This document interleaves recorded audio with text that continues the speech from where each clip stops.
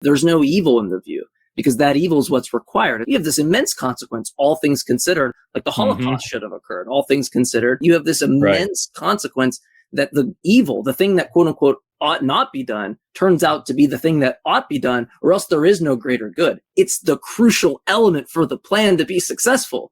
There's no evil in your worldview. And by the way, if there's no evil in your worldview, if there's nothing that ought not be done in your worldview, and sin is supposed to be something that ought not be done, well, then there's no sin in your worldview. If there's no, it just turns out that you're just making these like really weird claims and calling them sin. If there's no sin in your worldview, there's no original sin. If there's no original sin, then Jesus' atonement is vacuous. And if Jesus' atonement is vacuous, then Christianity is false. So I don't think that that is the bullet you want to bite, where it turns out that there's nothing that ought not be done, because sin becomes vacuous and Jesus' death is meaningless.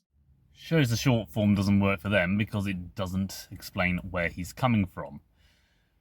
But ultimately, the Holocaust is more of an example of a lesser evil.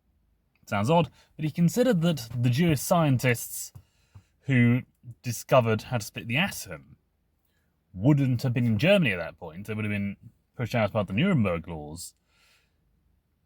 If, and Zim Fry says this, if baby Hitler had been killed and went back and killed baby Hitler, the Nuremberg laws might not have been initiated. Those Jewish scientists would have given the power of the atom to the Third Reich.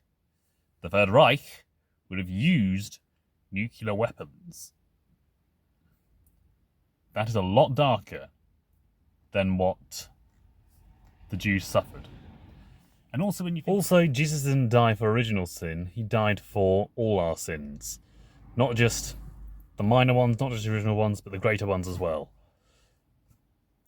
It is by his grace that we enter heaven, if we choose to accept him.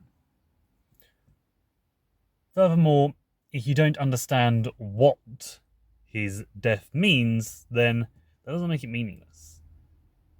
That means you need to learn, my friend.